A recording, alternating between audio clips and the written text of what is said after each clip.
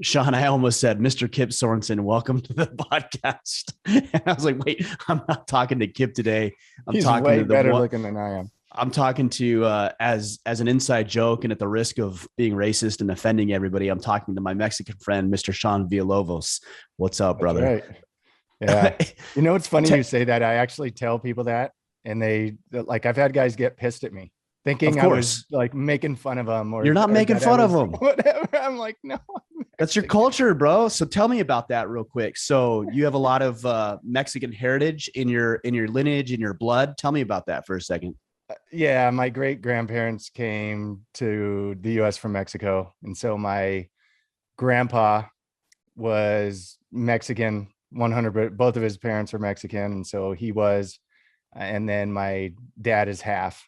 And Okay. Oh, so, really? Yeah. yeah. But the funny thing with my dad is both of his parents were deaf. So he never learned Spanish. He remembers his grandma only speaking Spanish, but she died when he was like, I think 6 or 7 or something like that. Before he And lost his hearing. before, no, my dad remembers my grandma only speaking Oh, Spanish. I'm sorry. I thought you said your grandfather. I just got a little confused Yeah. there for a My second. Okay. grandpa was deaf. Got it. And Okay. I'm tracking now. so he only knew sign language. He got scarlet fever when he was, I think, 8 years old and lost his hearing. And so, him and my grandma had similar situations in that way. But my dad grew up learning sign language. So he knows American Sign Language and English, but he never learned to speak Spanish. So it totally skipped that generation. So Yeah. now I'm a Wedo. They call me. S- That was my nickname growing up. I grew up in a Hispanic neighborhood too. And Wado. What does so that mean? Wado? Wedo's like a white Mexican. Oh, Wedo. okay. Yeah. So what's the other side? So I mean, So obviously you instead of have gringo, like gringo's a white guy, right? sure. And so Wedo's like a white Mexican. Okay, so then your mom's side of the family is what, Irish. European, Irish. Irish. Okay, yeah, Yeah, because you mainly look Irish. like Irish and you American look like Indian, an my great grandma. Irishman. I Yeah. mean, Like, look at you. Look at your beard. It's got a little red in there. Like you look like me. You and me could be brothers, bro. And that's the yeah, Irish blood. that's right. And Yeah. I tell people all the time, my running joke is I'm the only Irish Mexican you're ever going to meet that doesn't drink. Fair enough. Fair enough. Yeah. It's so interesting because like we're going to get canceled for even talking about this. You know who's not going to cancel us? Sadly. The Mexicans and the Irish. Oh yeah, that's the thing. It's like all my Mexican friends, they don't care, They don't care. and They it's think a it's joke funny. They actually, laugh and at we have it. fun with it. It's like it's not a Right. thing. Yeah. Right. I mean, even think about that. Like, so you say Mexican and people are like, oh, that's offensive. It's like, no, Mexican. It means they're from Mexico. Like, there's nothing, that's not a negative connotation. I don't, Not at all. but you hear that and people are like, you said Mexican. It's like, yeah, because they're from Mexico. Mhm. Like, that's not a bad thing. That's But true. people There are is a crazy, dude. because people hear anything in a derogatory way and then they automatically hear that word the same way Right. consistently. And so Yeah. whether it's meant that way or not, my dad has that issue actually. He to this day to get him to say that he's Mexican is like pulling his teeth out because Yeah. the where he grew up in California in the San Fernando Valley in the 50s and 60s. I mean, his whole life growing up, he was called beaner and wetback, and all of the derogatory terms for Mexicans. He was called that his entire upbringing, Mm, and so that obviously bothered him to the point where he didn't hold on to that heritage, right. and he never learned Spanish or any of that, and he wasn't taught that heritage growing up by his parents because his dad wasn't a good communicator, and and so that's it. Really, all of the heritage part kind of skipped that generation to the point where he's like a redneck trapped in a Mexican guy's body. It's pretty hilarious. So he has darker skin, like you would think of the of somebody who is like from like 100% Mexican. He has darker skin. Oh yeah, he's obviously Mexican. Black hair, Yeah, brown eyes, really dark. interesting. Yeah, Yeah, yeah. When interesting. when we're together, people don't like they don't know or believe that he's my dad. Do they? So they think you're adopted. I wouldn't say I don't know. When I was a kid, they probably did because I had like toe head blonde hair and Yeah, right. and he's like taking me around. He had me every other weekend kind of deal, and so Yeah. we'd always do fun things together. So people probably thought that when they saw him Bro, I out can't, with me. like, I'm when I'm asking these questions, I'm actually like, I'm genuinely curious about this stuff. And I can't even believe that in the back of my mind, I'm like, this is a risky conversation. Yeah, it is. And I would think the same thing, except that it's one of those things that needs to be talked about. And 100%. for all of the people that really are upset by it are the ones who are trying to prove they're not racist, in my opinion. Because for me, it's like, I can have those conversations. I can say the things that my dad was called and all that stuff, because we've had this conversation 100 times with me and him. And it really still to this day bothers him to hear those words, to hear those phrases, to all, even like you said, the word Mexican, because people would be like, hey, you Mexican, MF or whatever it was. Right. To him. And so Mexican has become this derogatory term to him where it shouldn't. It's not. And I'm almost the one that's brought the heritage and the fact that we're Mexican to where we're comfortable talking about it in family situations. We went camping with him and my brothers. We went out to the desert, went dirt bike riding, and we were talking about it. And my, one of my brothers is dating a girl that's Mexican, and they're teaching him all these Mexican recipes and all this stuff. And I'm like, man, you had to like date a girl to learn all the like Mexican recipes. We should have had that in our family already.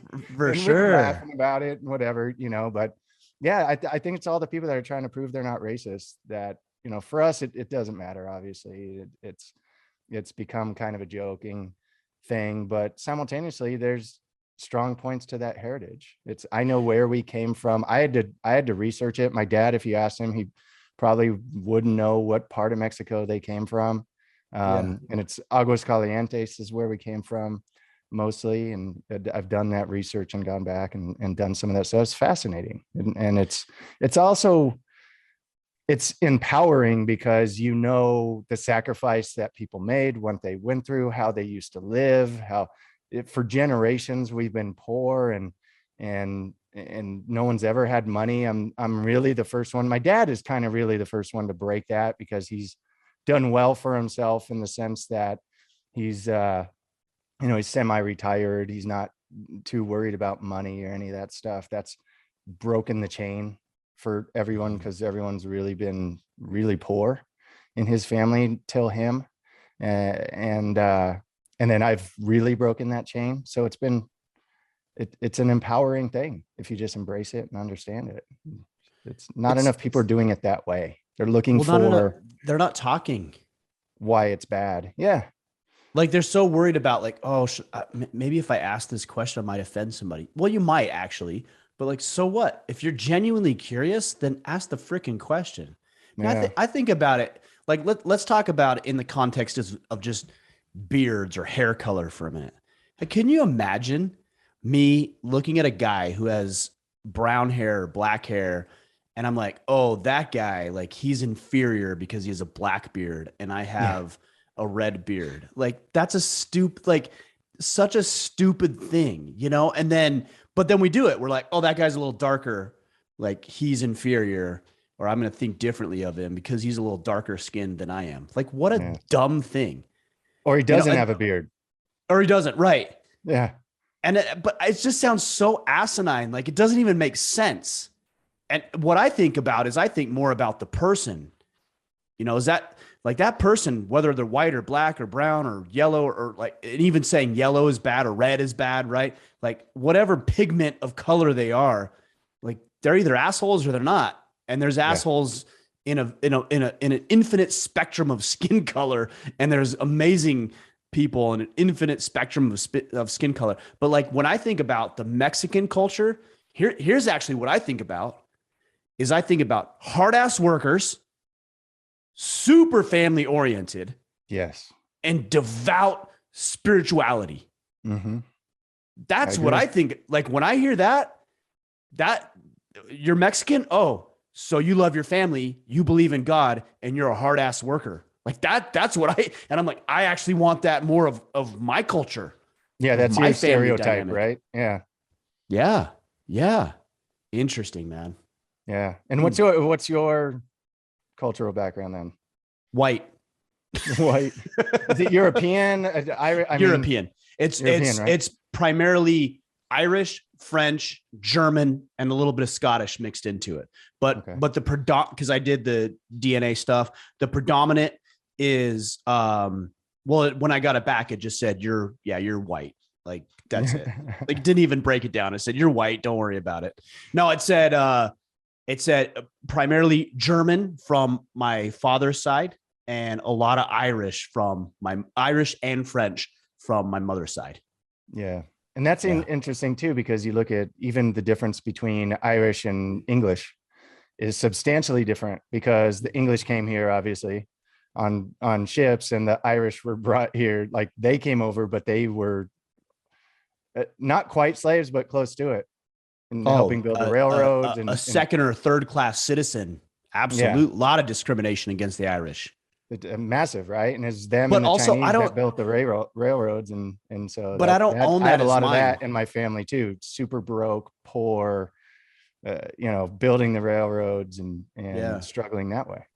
But I don't own that as mine, right? Like I think a lot of people latch on to the negative situations, the victim side. And I would say there's a lot of victim classes, not just within the formation of our country, but literally all of humankind. And people latch onto the victimhood side of it. And I don't try to latch on to any sort of victimhood mentality because of it. Like I try, we'll go back to Mexican, for example.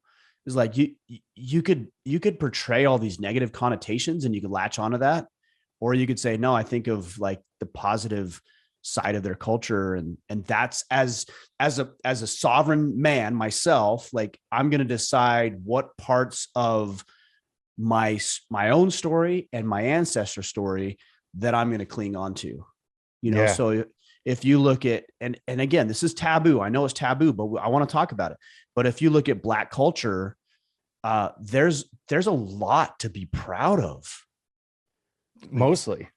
Of course. In my opinion. Mostly. And the only things that you would be maybe ashamed of is things that I would think happened to your ancestors, not things that you brought upon yourself. Well, I was going to say that too, that on the Irish side, at the end of all of it, regardless of the circumstance they were in, they still made the choice to hop on those ships and come over here, right? And for the Irish, sure. Yeah, for a better life, for a chance. And that's the difference between the slavery side and them, is that even though the conditions weren't necessarily better, they still made that choice.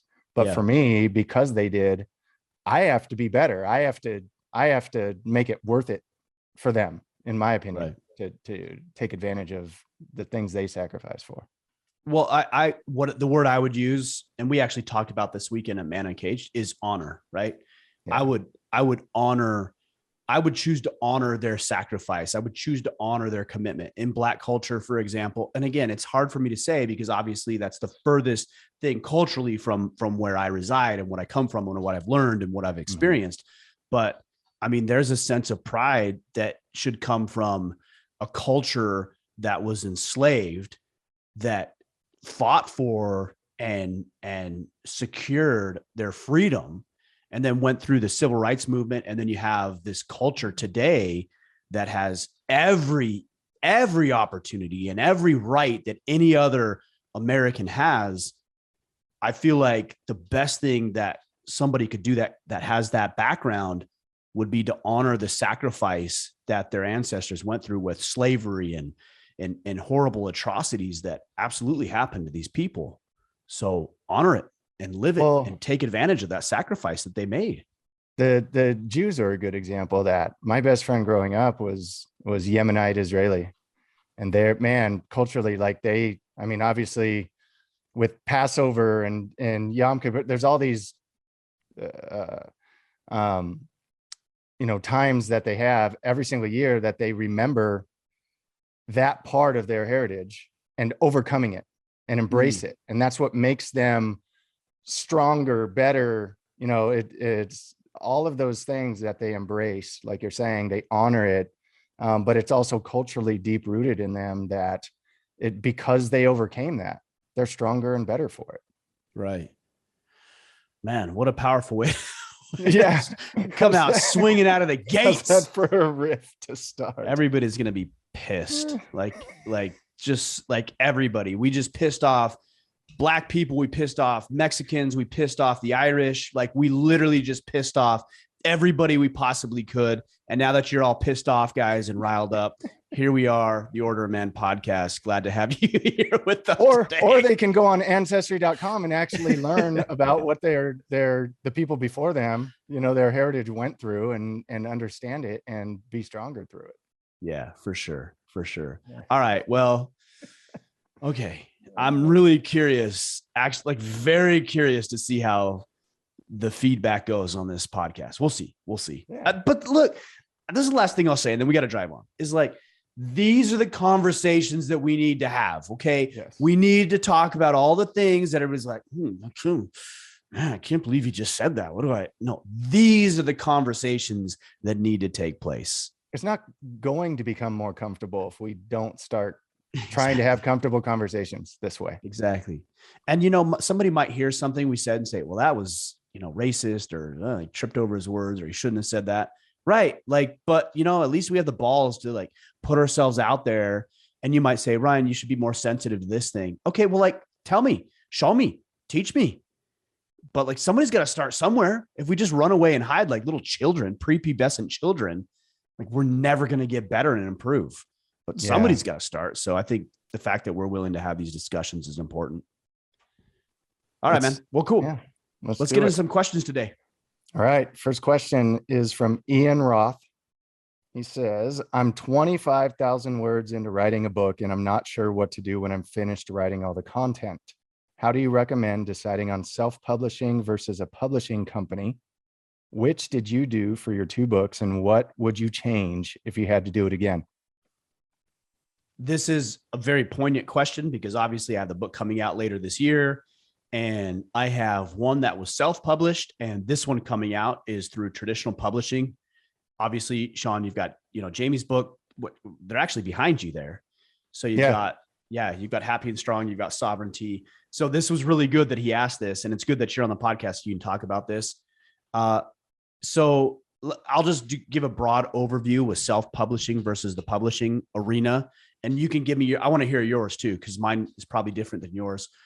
I feel like with self-publishing, you obviously have a lot more control and autonomy over what you put out and the direction of it, the design, the words that you share. And that's a really good positive benefits to self-publishing. But some of the downside is you don't get some of the professionalism, because I had to, hire my own editor and make sure everything was just lined out perfectly. And I had to hire my own designer to design the book. And fortunately, I've always been very marketing oriented. So we put out a product that was good, that I think would have done very, very well in the professional publishing space as well, because I thought about that. I see a lot of self-publishing stuff that they just don't think about those things, and they think it's good enough just to write a book. It really isn't. The marketing is an integral part of the entire process. So I like the self-publishing route. If you maybe don't have an audience, you can't land a publishing deal, which is a very real possibility, or you don't really know where to turn. Maybe you don't have a platform. Maybe you don't know how to get into these publishing houses. Then the self-publishing route is a very viable option. I think, man, I'm struggling today. David Goggins. Holy cow. I even forgot Goggins' name. David Goggins. I think he actually self-published Can't Hurt Me. I'm pretty sure. I'm pretty sure he self-published that. I don't even want to say, because I don't know if this is true, but I'm pretty sure he self-published that. And obviously tremendous success. I could be wrong. You guys correct me if you will. I don't need to tell you that. Correct me if I'm wrong. Yeah. See while I'm talking. But with the publishing world, I worked with a literary agent. So this is another component of it. I had a literary agent who reached out to me, and I hired them. I didn't reach out to them. They reached out to me. I hired them to represent me. So what that allowed me to do is that allowed me to focus on what I do with the podcast and what I'm doing with the movement. And then they went out and they represented my book or my book proposal. And that's an important, we'll talk about that in a second, my book proposal to the publishing houses. So I actually hired somebody to help me write a book proposal. And I want to say I spent about $3,000 on the book proposal. So I had my own thoughts, my own ideas, my own thing that I wanted to write. And through my literary agent, we hired an expert that would help with the proposal. And that was very important because we're going to go out to these publishing houses. And I wanted them to look at a professionally written, drafted book proposal so that we could get the best pricing and best opportunities for our book. So we took that book proposal. It wasn't the entire book, but we took that book proposal and we submitted that to, 2-3 dozen different publishers. And we had about 3 that we kind of narrowed it down to. We ended up working with Salem because they gave us the best deal and the best opportunities for marketing and getting our message out to the masses. So I've enjoyed the publishing process because I have a team built around me that's like, hey, we need answers to these questions. We're going to put together this marketing proposal. We've got our own editors. We've got an in-house design team. We've got all this stuff. That's kind of a nice factor of it as well. And plus you get a bonus. Like that's always nice. Let's be frank about that. I got paid up front. I got an advance on the book. I actually got 2 advances on the book, and I have 2 potential bonuses based on how many books that we sell through the publisher. And then of course we get a portion of the book sales as well. So we'll see. I can't tell you one's better than the other, but we'll see. I had a literary agent, so I didn't actually personally reach out to publishers myself, so I can't speak on that. Yeah, it says Lion Crest Publishing for Goggins. So I'm not sure if that's his own. It sounds like I don't know if that's his company.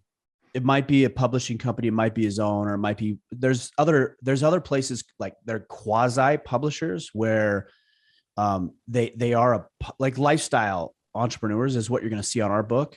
That's like a quasi publisher.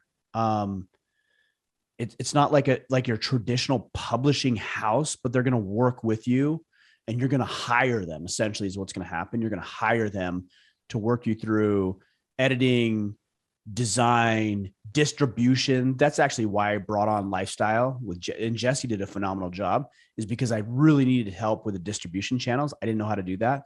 So that's where lifestyle came into play. And they're kind of a hybrid between the traditional publishing model and the self-publishing model. Yeah. And that might be Lion's Crest or whatever you said. I don't know what it's called, but yeah. Well, but tell me about your guys' experience. Well, ours is, I called you, obviously. I called Ed. We were lucky enough to be able to work with John Maxwell on it too, and through the process. And they all not lucky. Positioned ourselves. Yes. Because we have the relationship. Let's use the right word, like use the right words there. Like it's not lucky that you get to work with somebody like John Maxwell. Like you guys have done the work to get into that position. Anyways, proceed. Yeah. And so, yes, we've positioned ourselves to where we're friends with them and have the relationship. So right. It's nice to be able to reach out to guys who know what they're talking about. And so I got your experience, Ed's, and then John, and John's always had a publisher. So his was a lot different viewpoint. And so we used a company called Forefront that actually prints through Simon & Schuster, and then they distribute and everything else on their own. But it's basically everything you said is the reasons we went with them as opposed to self. And the biggest thing for us was that the book's the easy part, right?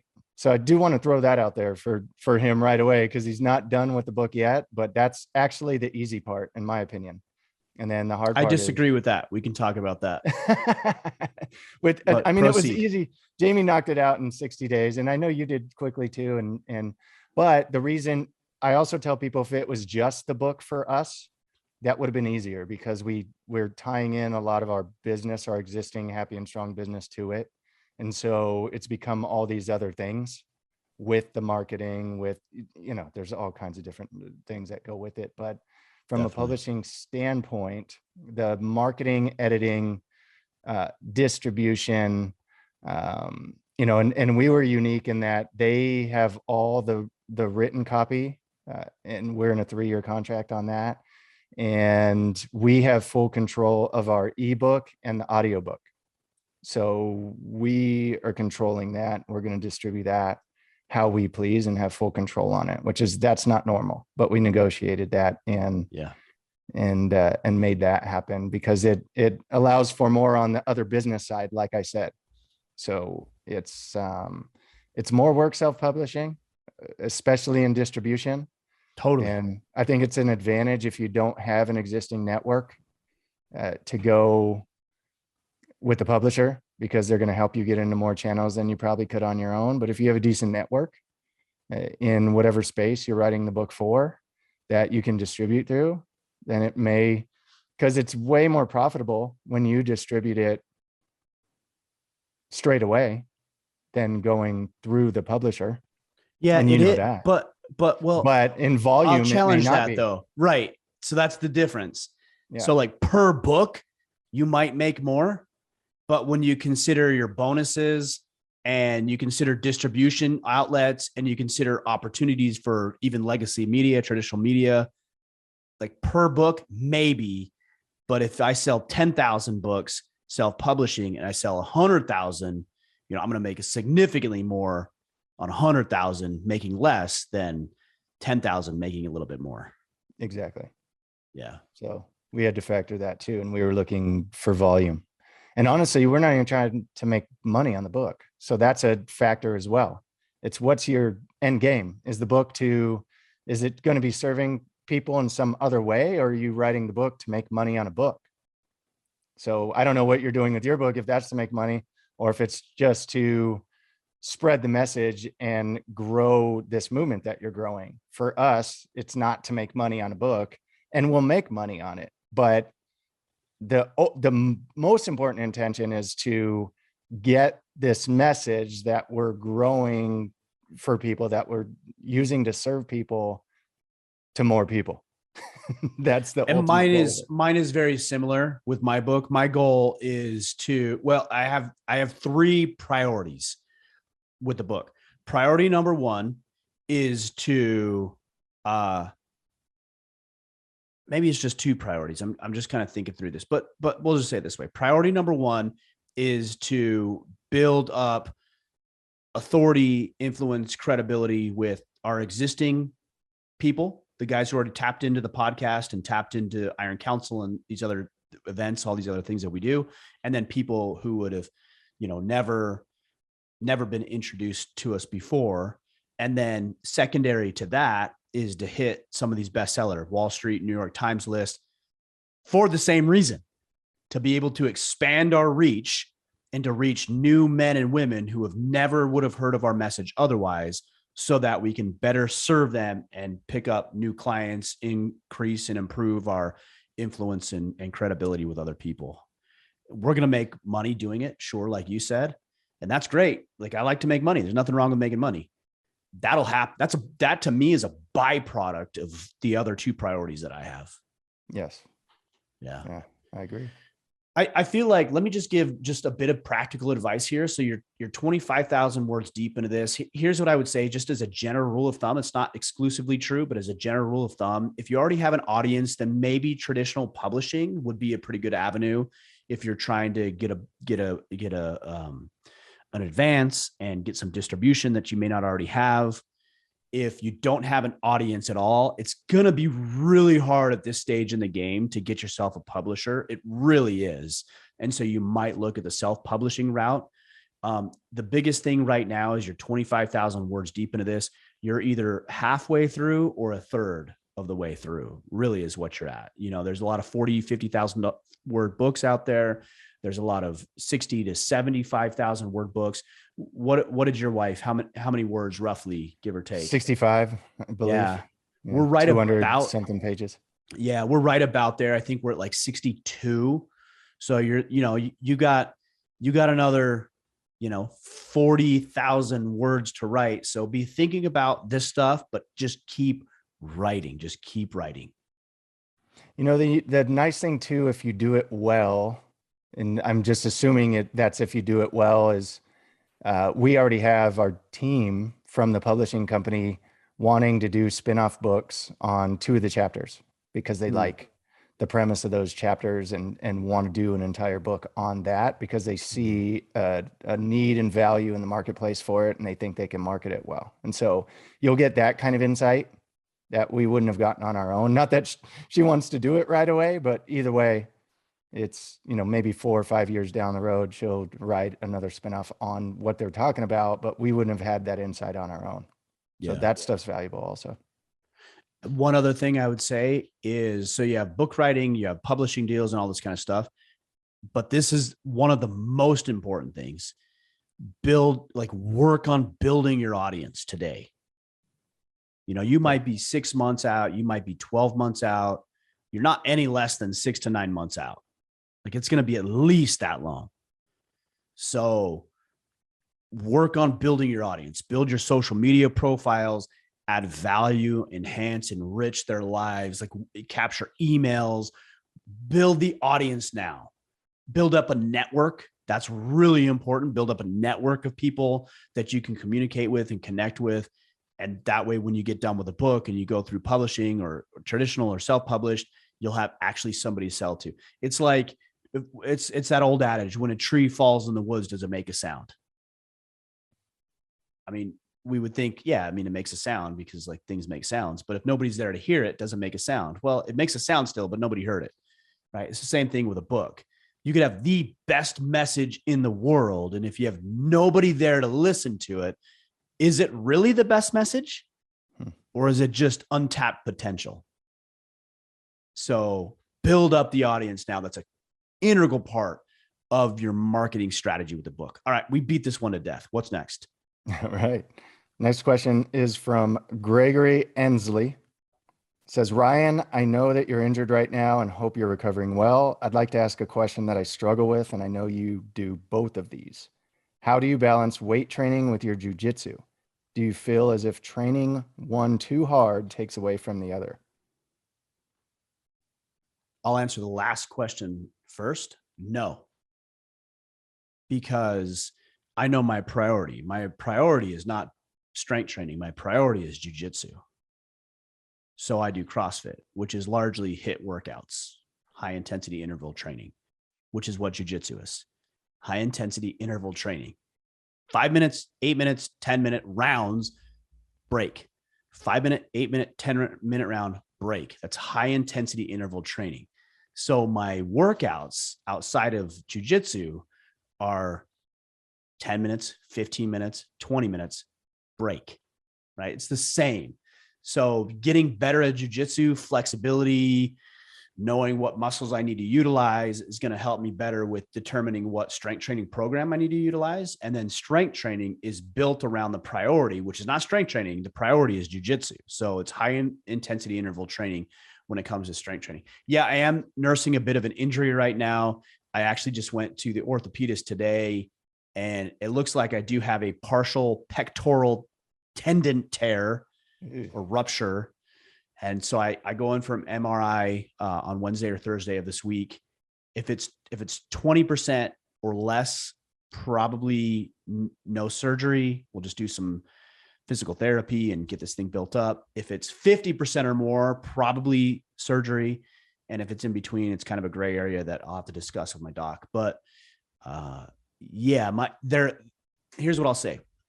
They're harmonious. So if you think about like an orchestra, like what's more important, the cello or the drum percussion? Like you can't really say one's more important than the other. Like they're different, completely different, but you actually need both. And that's what creates the beautiful sound, strings and percussion and woodwinds. And I'm not a musical guy, but I think I'm getting the right terms here. You knew at least 3. That was good. Yeah. I don't know the rest of them, but when you have all of them together, it's what creates the beautiful sound that you're like, that's pleasing to the ear. Right. And it's the same thing with my exercise regimen. If I'm if I'm doing like bodybuilding, if I'm bodybuilding and doing jujitsu, maybe those wouldn't necessarily go hand in hand. Or here's even a better one. If I'm doing powerlifting and jujitsu, that's probably not harmonious. Because with powerlifting, I'm like, I got to put on muscle mass. I got to be dense. My muscles need to be big and thick and strong. Mobility isn't as big of an issue. Like just all like technical, like short, quick movements. That is not the same as jujitsu. And so those are not harmonious. That would be a horrible, horrible orchestra to listen to. So it's the orchestra of life. Like what is harmonious? Right? It's the same thing between family and business. If I say I'm a family man and I want to be engaged with my family all the time, and yet I'm gone for, 4 months out of the year and back for 2 weeks, gone another 6 months and back for a week. It's like, okay, that's not harmonious with your other priorities. And so something's got to give, something's going to shift. So I do both, but it's harmonious. It blends. Yeah, on that thought, it just makes me lead to, what do you want? What are you trying to get out of your training? Because as you said that, I thought of jiu-jitsu with me as it gets closer to hunting season, particularly elk season, because that's for me my most important hunt of the year. It's the one I love the most and want to do the most. As it gets closer, I ratchet back my jiu-jitsu and I train lighter in jiu-jitsu just to make sure I don't injure myself. Because if I blow out a shoulder or an elbow, you're done before I'm going elk hunting. I'm not elk hunting. Or a pec. Yeah. And trying to get into archery season and pulling bro. Your If bow, I have surgery, so I've got a hunt in June in Hawaii. This is the hunt that you and I went on. You can't make it because you're moving, unfortunately. Yeah. But like, if I have surgery, my hunt's done. Mm-hmm. I'm done, man. Like if I have surgery in the next week or two, I don't get to go to Hawaii in June. But so like you got to prioritize, and anyways, continue. Yeah. But no, that was it. That was it. The next question is actually about working out too. And so instead of getting into how I work out, I'll save it for that. But you got to know what you're doing it for. If you're just working out for the sake of working out, who knows? But if there's a goal, then you have to figure out what's going to help you or hinder you towards moving towards that goal. Well, and here's the difference, Sean. So like if you let's just extrapolate 2 factors out of that, hunting and jiu-jitsu. If I had to choose one of them, I would choose jiu-jitsu. 100% all day long. And it sounds like, I don't want to put words in your mouth, but it sounds like you would choose hunting. Yeah, I was just going to say that. And for me, it's that opposite. Right. And so you're not wrong or right. Like that's your decision. But that's why I said decision. Yeah. Because we both know what we want.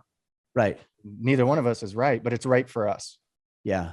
So you could say, well, man, if I go out elk hunting and I blow out my knee, then I won't be able to train jiu-jitsu. Like you could easily flip that on its head, but you know what your priority is, right? So you're like, if I do jiu-jitsu, I could blow out my knee or my elbow and I can't go hunting.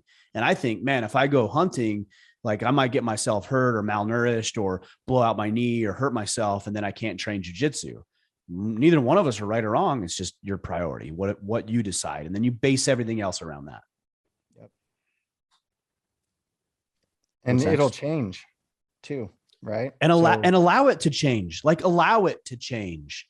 So many guys are like, well, I've always done it this way. Yeah. So, and then you're always going to experience the same results, which may or may not be bad or good. But if you're not happy with the results, then maybe stop saying, this is always the way I've done it, and start saying, hey, what if I tried something new? That just irked me when you said it. Even like that's just the way I am thing, or you can't teach an old dog new tricks, right? Oh, that drives me crazy. Yeah, for sure. It's frustrating. What's next? All right. Next one is Jacob Benda asks, if you were unable to go to the gym and had to work out at home, what areas would you focus on for a 30 to 40 minute slot? Well, I mean, I guess it depends on why you can't go to the gym, but let's just, for the sake of argument, say it's a time constraint, not a physical limitation. that it's a time constraint, or maybe it's a financial constraint. That's a possibility too. Like, hey, I can't afford a gym membership. There's a lot of reasons, but let's just say those two. I would focus on a lot of body weight stuff. So push-ups, sit-ups, burpees, overhead stuff. I have bands um, in my house that I'll like strap to the door and I'll like do band work. When I'm at a hotel, I was at the hotel this weekend. Like I'll literally grab a chair and I'll do curls with a chair and overhead. Like I'll grab, every hotel has a chair, curls with a chair, and like shoulder presses with a chair. Like you can find stuff wherever you are to do whatever you need to do. So I would do body weight stuff. I'd go to Walmart today and I would pick up 25-pound, 35, 50, and maybe some 70-pound either kettlebells and or dumbbells. And I would add those to my repertoire of stuff at home. I would do a lot of walking, which is something we do every morning or every night. We go out for a walk and we usually get a mile or two in as a family, or maybe just my wife and I, or maybe my oldest son and I go for a walk and we're looking for turkey or whatever. But yeah, I would focus on body weight stuff. I would focus on finding weighted stuff, whether it's a chair, or bands or tires. Like there's always a tire somewhere laying around. And so if it's not, here's the thing. People are like, well, I can't go get a big tractor tire. Cool. Like get one of your old spare tires and just take it and try to do disc throws with it. Man, if you did that like 20 times on each side, bro, like, and you're only going to throw it 20 yards tops. So it's not like you need a lot of space. You're probably not even going to throw it that far, maybe 10 yards. You don't need a lot of space. So get a little creative and you can definitely find the means if you're serious about it.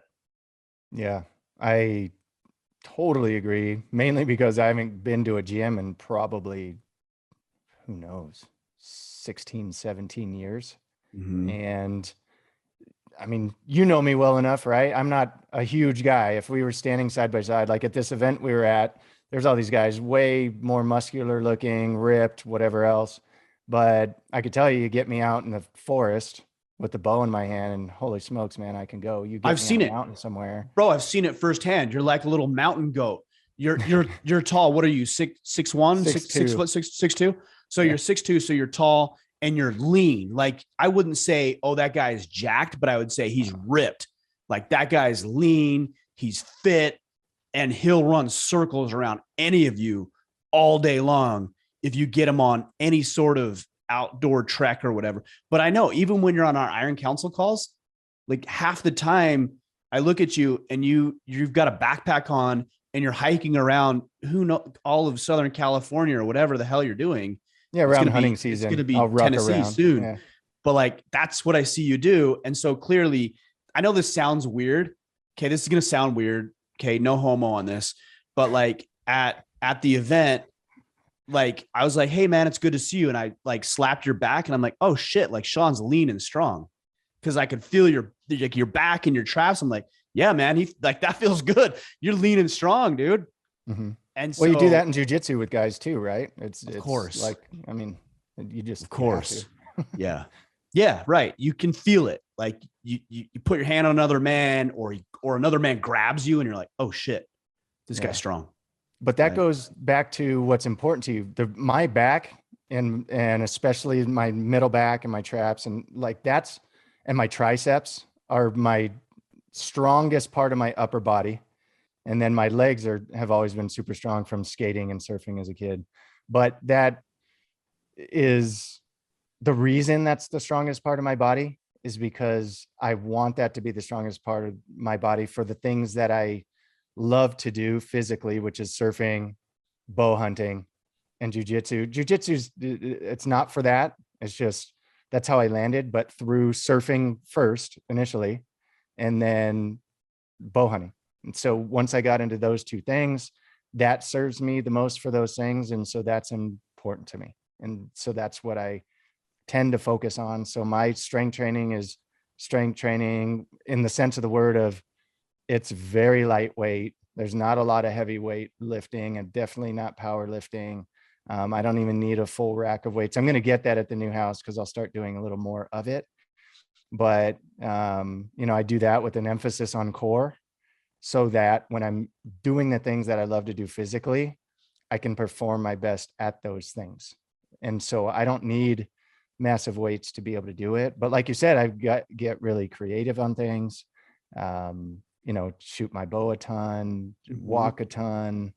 I have a bad knee, so and right now a bad hamstring, but you put me in a physical situation around other men, I can hold my own. So I'm not going to be the most jacked. I can't lift the most. Like when we were listening to, oh my gosh, I'm spacing on his name, the power lifter, at the Just Man in recently? Cage. Yeah, at the Man in Cage event. Oh, Mark Bell. Yeah, Mark Bell. I can't even wrap my brain. Yeah, I around the mean, weight almost that he's nobody lifting. can, but I No, of really course. can't. I don't know if I could push 180 right now, let alone 800 pounds. But you don't right? need to. Like, that's the point. I don't want to either. Right. But I can't. And you look at that guy and you're like, holy smokes, man. Like his chest from like his back to his chest on his profile view is twice the depth of mine. Right. And just the years. And I like how he pointed out the steroids part too, but that for me, I've zero interest in that. Right. And to me, that's not the strength that I want. The strength that I want has to be useful in my life, has to be able to serve me and my family in some way. Well, there's even to isolate it even further, there's even like micro factors of this. So let's just isolate jiu-jitsu, for example. I think, did we roll last time you were out here? You and I don't know that we did. No. We should. We need to next time you're out here. But just based on looking at you and your makeup, your game is probably different than mine. Like you're probably fast. Sure. You're probably quick. You're definitely longer than I am. So a lot of limbs and like wrapping legs and arms around. Like that's not my game. My game is I'm going to pressure the shit out of you and I'm going to make you feel twice as heavy as I actually am because I know how to pinpoint that weight. And so for me, if I just isolate it to jiu-jitsu alone, which is important to me, like my focus is like, how do I get dense? Right? Like, how do I get freaking heavy? Like, I don't need to be long and lanky and skinny. Like, how do I turn myself into a little boulder that becomes an immovable object? And then when it's laying on top of you, it feels like the weight of the world is just crushing your soul. And you like your limbs are rendered useless. Like that's my game. Right. So that's what everything, right. And that's what everything revolves around. It's like, get dense. And so I'm shorter than you. I'm more blocky, I would say. You're stockier. You. Yeah. Right. So, but like, so what? We get so used to being like, well, I want to look like that guy. Well, you know what? You may never look like that guy. You'll probably never look like that guy. So like, why are you comparing yourself to that guy? Like, why don't you look like the best version of yourself? And that might be a little bowling ball, like not even a freaking wrecking ball, or it might be this like long, lean, ripped, shredded dude. I don't know, whatever your goal is. So like, let's stop comparing each other or ourselves to other people and think about what is it that we want specifically. Yeah, it actually kind of hurts my soul when I go out. You go hunting or you do something physical with guys that look jacked. And then you get out there with them and it's hard for them to move. They can barely function, and I think this is the last thing I'll say on it is I also think in a sense of what if like it hits the fan and all of a sudden I'm in a situation where I'm with my family, on our way out to our ranch, our go-to place for that. And then something happens to my vehicle and we need to get out and I need to basically huff it with them on foot to get to our destination. And through that process, I end up having to carry family members or whatever else it is. Am I going to be able to physically perform in that situation? I think about that too. So when I'm training, I want to be in a situation where if it came down to it, I could physically perform for my family in that way as well. And so that's part of my thought process of how I train also. Well, and this applies more broadly, but so imagine this for all you gamer nerds out there. Like you're going to play a shooter game and you get to pick between 5 characters. And each of those 5 characters have 5 common characteristic traits, right? So let's say like strength, stamina, agility, speed, and intelligence. So they have those 5 characteristics. And each of the 5 characters have the same characteristics, the 5 that they can choose from. And then you're going to pick one based on, okay, well, I want to be the strong guy. Okay, then you get a level 5 at strong, but you get a level 3 at intelligence. And you get a level 2 at stamina, but you get a level, 4 at agility, right? And you have to choose because you only get so many points and you have to choose. You're like, do I be the strong guy and the less agile guy? Or do I want the agile guy, but he's not as strong? Or do I want the guy with stamina? Or do I want the guy who's really agile, but maybe he's not as intelligent? Or do I want to be the nerdy guy who's like super intelligent, but maybe he's not as strong? That's life. Yeah. And none of them are wrong or right, but just figure out what it is. Like, hey, I'm not a strong guy, but like I'm very intelligent and I can work on shoring up my weaknesses, but they'll never be strengths. I can always improve them, but they'll never be strengths. And so I'm the guy that, can crack the codes and tap into whatever. Like that's me. That's my role. And then just embrace it and live it fully.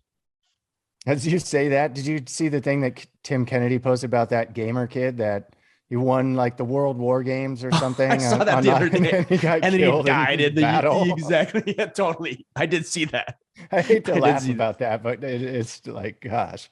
Well, it's a little arrogant ego. I mean, I don't know what the validity of those things are. I don't ever put too me much either, stock but in I just had that thought as you but were it is talking funny. about. Yeah. All right, man. Next question. We got maybe 1 or 2 more. Okay, Dustin Stokes, what are some of your favorite recommended vacation spots you've been to? If you could pack the fam up today and go on a getaway, where would you go? What activities would you do, etc.? Okay, so I'll answer it in the spirit of which was intended, and then I'll give you my real answer. The spirit in which it's intended, I actually really enjoy Hawaii, which is weird coming from, a white, Irish, German guy that goes from white to red and nothing in between. I do actually really enjoy Hawaii. Pro tip on the beach, always, man, bring a shovel. Don't ever go to the beach without a shovel, always, or a surfboard or something, but always go to the beach with a shovel. So I like that. I went to London a couple years ago with my wife and I was like, I felt like Ron Swanson. I'm like, why would I go to London? Like all of history started after America was founded. And I went out there for a podcast and I went on the London Real podcast. Holy shit, man. I really, really enjoyed London. Like really enjoyed the dichotomy between the old and the new and the history. It was amazing. But I would say like Hawaii is awesome. London was a lot of fun. I would really like to go to Ireland, Scotland, and Italy. Those are 3 places on my to-do list that'll come in the next year or 2.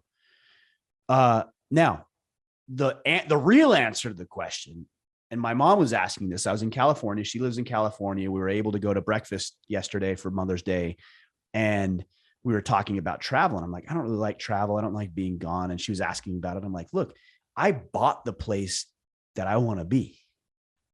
Yeah. Like I bought the house I want to live in. I have the property I want to have. You know what my ideal weekend is?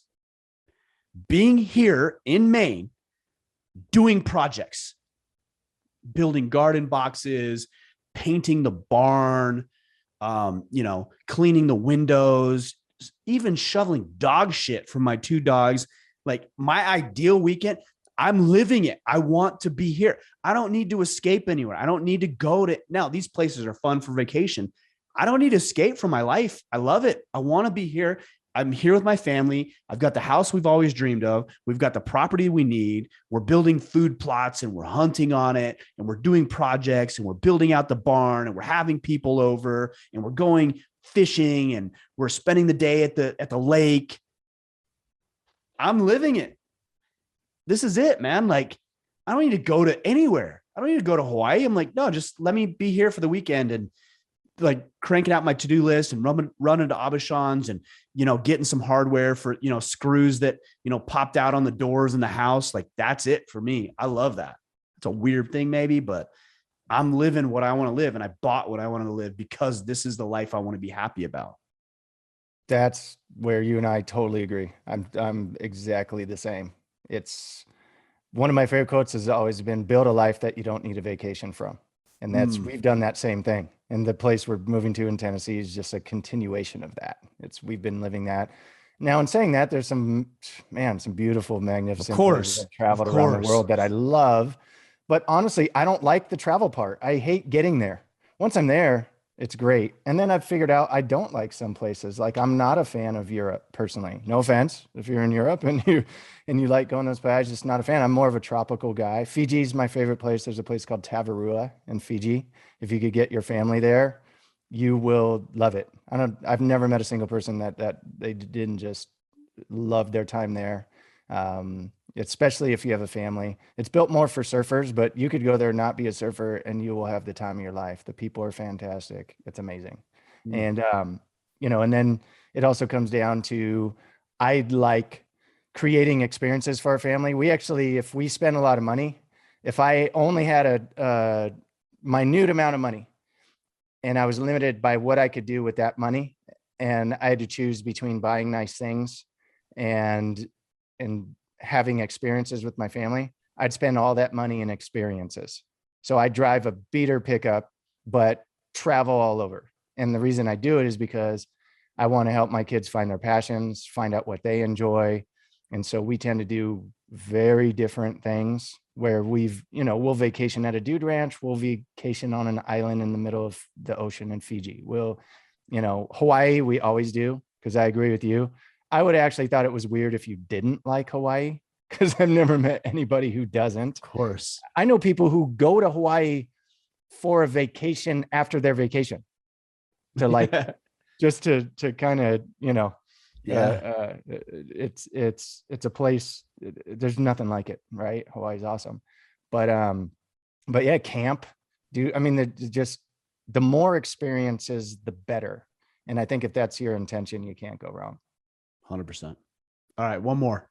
All right. For both of you. Oh, no, this one. Here it is. How do you define what is enough for you? I haven't found the answer to that question. Now, that's not to say, so there's this weird thing where we assume there's a dichotomy between being content and being ambitious. I don't find that to be a dichotomy. Like I in my own personal life, I haven't found those two desires to be at odds with each other. Like I always want more. I want to make more money. I want to impact more people. I want to have better experiences, to our point last time. But I'm also really satisfied with my life.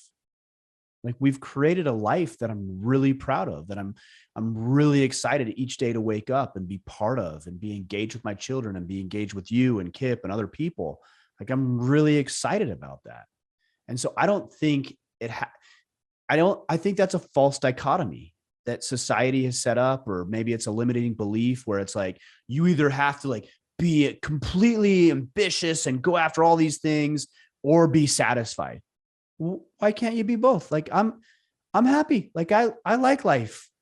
I'm fulfilled. I'm doing things that are important to me.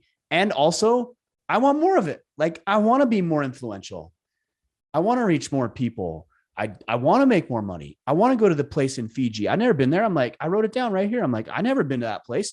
I want to go there. And I need to earn the money to be able to take my family there and have the infrastructure in place with my organization to be able to spend 3 weeks down there. Like we're going to talk about this offline. Like I want to do that. And also I really like looking out my window over here and seeing the turkeys in the field.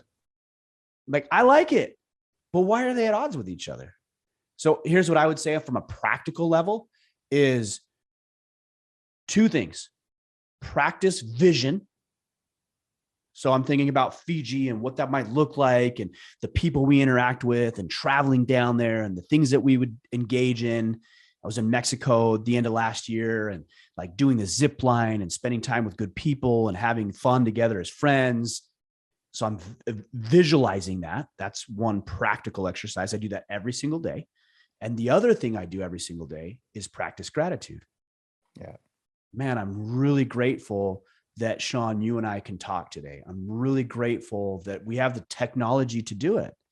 I'm really grateful that I went to the doctor's office today and I actually had a doctor who's knowledgeable, who sat down with me and talked with me. And little things like, you're required to wear a mask in the doctor's office, and we get in there and the doc was like, hey, do you mind if we just, like, can you take your mask? Are you okay? Are you comfortable with having masks off? And I was like, oh man, I'm grateful for this guy. Yeah. like he's not an idiot. He's like a real human being who's, trying to do right and trying to connect with people. And then he, did some like palpation to try to figure out what was going on. And I was like, man, I'm really grateful that I have somebody and I give the public school and secondary education a bunch of shit. And then at the same time, like, man, I'm really grateful that this guy went through all the training and he's probably got at least several $100,000 in student loans that either are still there or that he's paid off. I'm grateful he decided to do that. And then I came home and I pulled into this driveway of this beautiful house and I sat there and I'm like, whoa, I have a car. Or I went to California this weekend and I literally went from one side of the country to the other in a period of 10 hours, 10 freaking hours. That would have taken me 10 months or longer. 100 years ago, I got there in 10 hours. And yeah, traveling sucks. And like, we're all crammed in there. And sometimes your flights get rescheduled or canceled, or you can't get a first class seat. And so you have to sit with the peasants, in the back row, right by the bathroom. But you're like, I'm going to be there I'm going to be there tonight in California tonight. I left this morning. Crazy. Yeah. The gratitude goes a long way, and the vision. And when you do both of them, you find yourself the word I would use is grounded. You're grounded to create a new reality in the current reality of your life. And both are good, and they're not at odds with each other. Yeah. If you want, my definitions kind of become that enough is never enough, but I want to clarify, not in an unhealthy way. Mm-hmm. And Pedro's talked about this, where, my friend Ed calls it blissful dissatisfaction, being blissfully dissatisfied, where you're grateful, like you're saying, for everything you have, but you still want more. And it's not even about having more. Sometimes it's serving more people. It's, for me, that's evolved. I wanted my first company to be a certain size and have enough people in it so that those people could be impacted. And that was, maybe I wanted to have 50 people, then I wanted to have 100, then I wanted to have 1,000, then 5,000. And then, and then it became more about, okay, if I'm working just in the company, that's limited. So I need to think bigger than that. So now I want to affect 100,000 people outside of that. Now it's turned into 100 million. So right now, as it stands, I want to be able to impact and change the lives of 100 million people through the work that we're doing to teach them the things that they want to know to make themselves happier and stronger, right? So we have that. But in that, I also have these little goals. Like, I've always, for whatever reason, wanted to buy muscle cars and have not a like Jay Leno collection, but be able to have the space to at least buy in the realm of about 10 to 15 of them. And so this place we bought has that. So I'm going to have that. So that's going to be a thing. It's temporal. And to some people, it's stupid, my wife included. Like, that's lame. I'm pretty sure you're not really interested in muscle cars. I'm not a car guy. You say that before, so you could care less, right? But when I think of barn, you think of your barn, like you have it as it is, the way you want it, and it serves what you want. When I think of a barn, I think of the one I got, which is a car barn. It's got an epoxy floor. It's, it's AC barn, and heat, and it's a different. We could get in for hours about how yours is a real barn and mine is, and yours is stupid and mine's what a real man would have, right? But either way, I'm like you. I look at that. I could look at pictures of it. We're not even there yet, and it's like I just get so happy inside. And so that makes me happy. And so whatever that is for you, if you have that feeling, you're doing it right. So the definition is it has to feel good to you. You might define it enough as being, all I have to do is fish all day.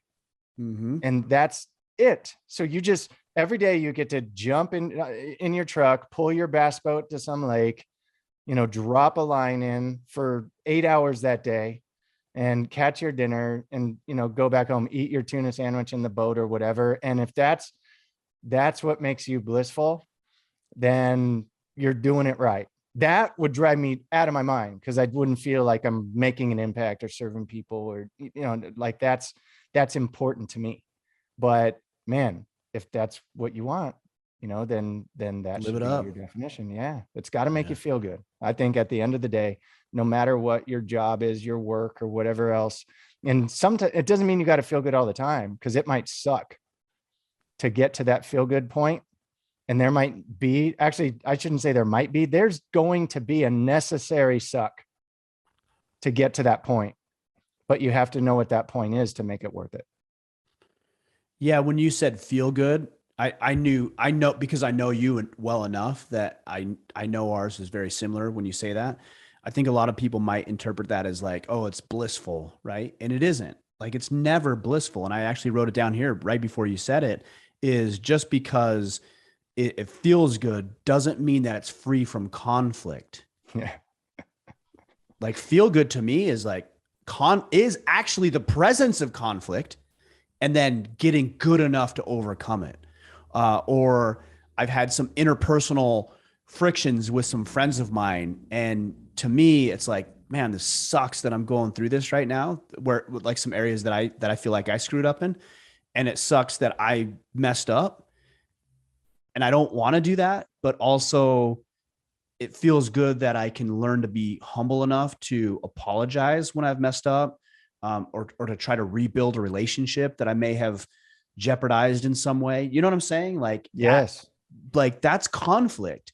But then also it means like I'm learning, I'm growing, I'm getting better, I'm improving. And that's what we should all be doing is learning to deal with the conflict, not run away from or hope that our life is free from it. Well, also think about Order of Man and the IC. That creates, the larger that gets is only going to create more headaches for you. Absolutely. It's because you're dealing with more people, and more people that just means there's going to be more jackasses. That means there are going to be more whiners, more complainers, more people that just want to argue. More opportunities for me. Like forget about other people, more opportunities for me to screw it all up. Yeah. To say the wrong thing to the wrong person. Yes. And so and so many people say, well, I wouldn't want to do that because I don't want to babysit. I'm sure you've heard people tell you all the time, man, how do you stand babysitting all of these grown men? And here's the deal. It comes with making impact, and you're going to have to deal with that. And the larger you get, you're going to have to deal with more. But then in that, I'm sure you had at this event, guys come up to you and thank you. I mean, I've had guys come up to me because of the stuff that we've done through the pandemic. And at this point, it's, I don't know, 30, 40, 50 people between my wife and I that have called us and thanked us and said, you know what, if it wasn't for you guys, if it wasn't for this thing that you did every week, if it wasn't for this meeting, if it wasn't for this workshop that you did, I was thinking of killing myself before I was there with you, before I was interacting in that. I know you've gotten that from the IC, even just from Order of Man, like those messages. And so am I willing to quote unquote babysit to save a life, literally save a life? Absolutely. Like that's a small price to pay. Is it a pain in the butt? Do you second guess yourself sometimes? Do you say, especially once financially, none of it matters, and you tell yourself like, do I really want to do this again? But then you're going to keep consistently getting those calls. And at first they might be a year apart, and then it's a month apart. And then, maybe weekly, maybe if you're really making an impact, you're getting those messages daily. But all of that, every one of those messages makes all of it worth it, in my opinion. Yeah, agreed. Well, hey, I actually want to close this out real quick. I do want to give you another minute or two. There was another question here that I thought was important, and I'm paraphrasing, but it was something about adding value to your network and how do you add value? And unfortunately, we didn't get to that question, but the question was something along the lines of, I found it.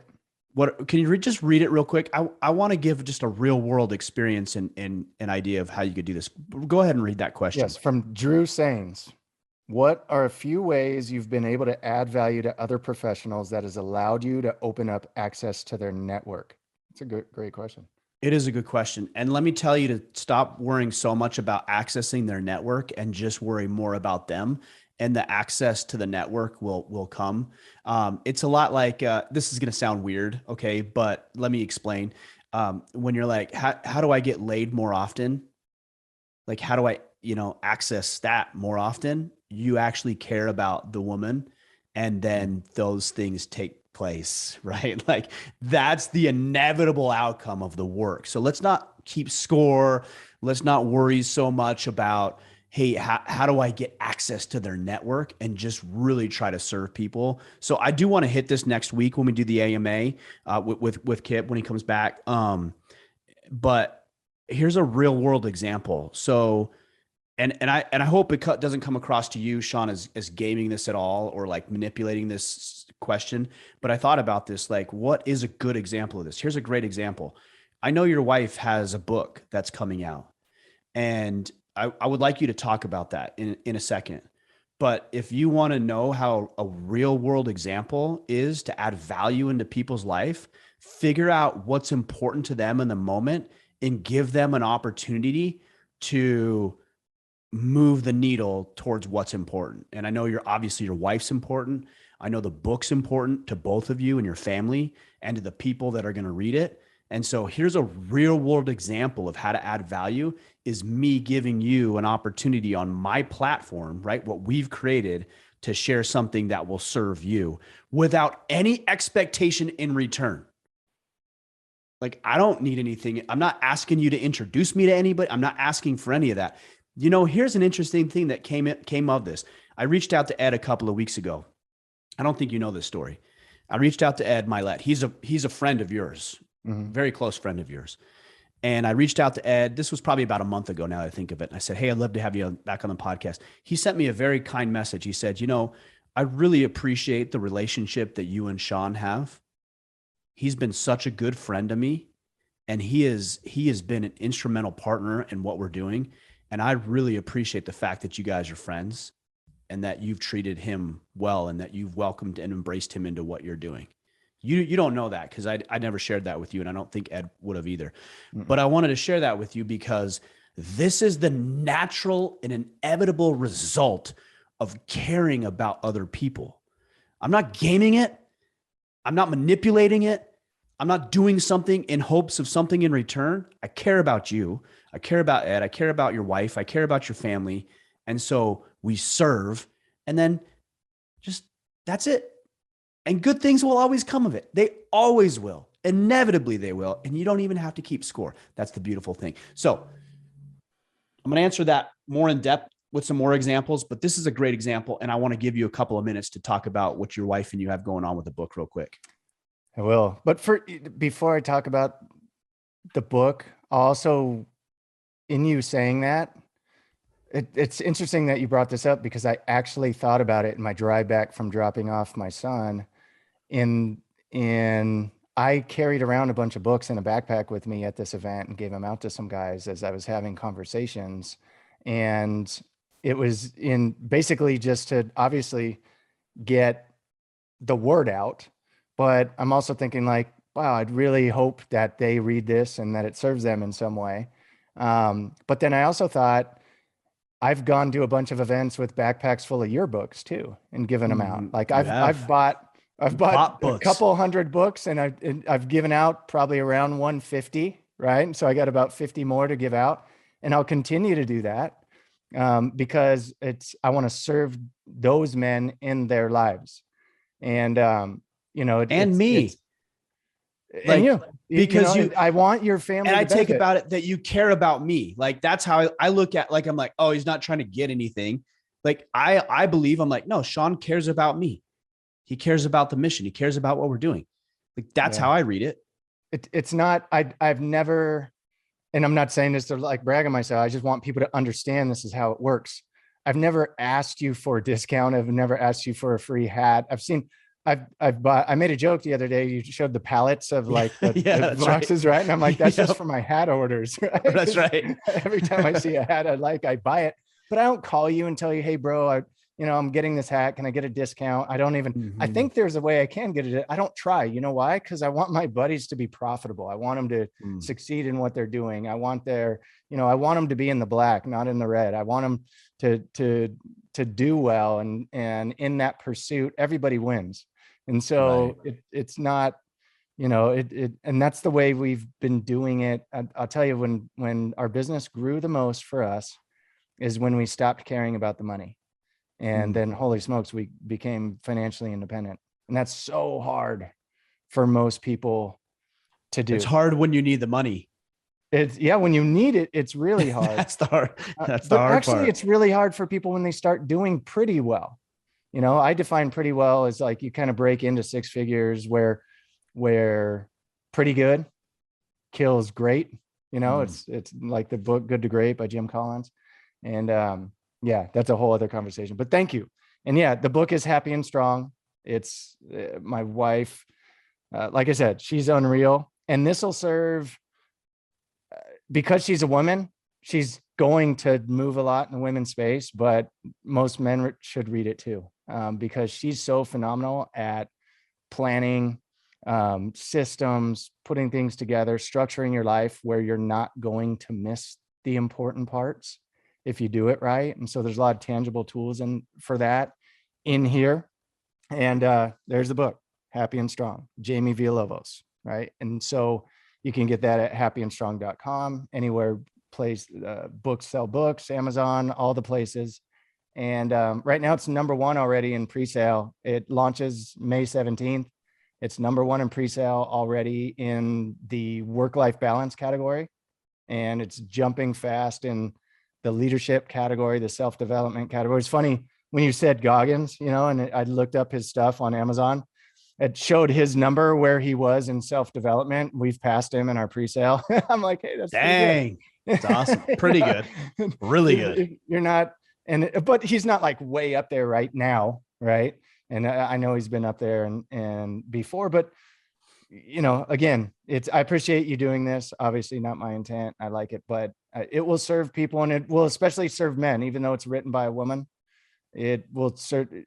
How many questions do we get by like, how do you do it all? How do you balance? I think women struggle with that. I actually think men struggle more because intuitively we're not naturally more organized. We're not naturally more, structured in a way. I think there's a lot more guys that kind of shoot from the hip than there are women. Women are better multitaskers. And so just an overall. And so I think men need more help with it. So, I mean, I'm fortunate enough to where I'm married to her and she's made me more organized and structured and everything else, but I wouldn't be there without the stuff that she's taught me. And that's in this book. So appreciate it. Brother. Yeah. Stoked for you. You brought up an interesting point, and I'm not going to go down a rabbit hole. I really could on this one. When you were talking about men are more, not necessarily as structured. I've been thinking a lot about that, and I'll just leave you guys with this and you can chew on it. Maybe we can talk about it next week, but I felt like we as men generally are the providers of raw resources, and then the women are the refiners. Mm-hmm. So like, oh, you want a house? Cool. Let me go chop down the tree and stack it in some formation of, shelter. And then you're going to refine it by making it a nice place to be. Right? So what we do as men is we provide the raw ingredients. We're like, we're going to go out there and we're going to combat and battle with nature. And then once we win, we're going to bring it back. And then whatever you guys do with it, I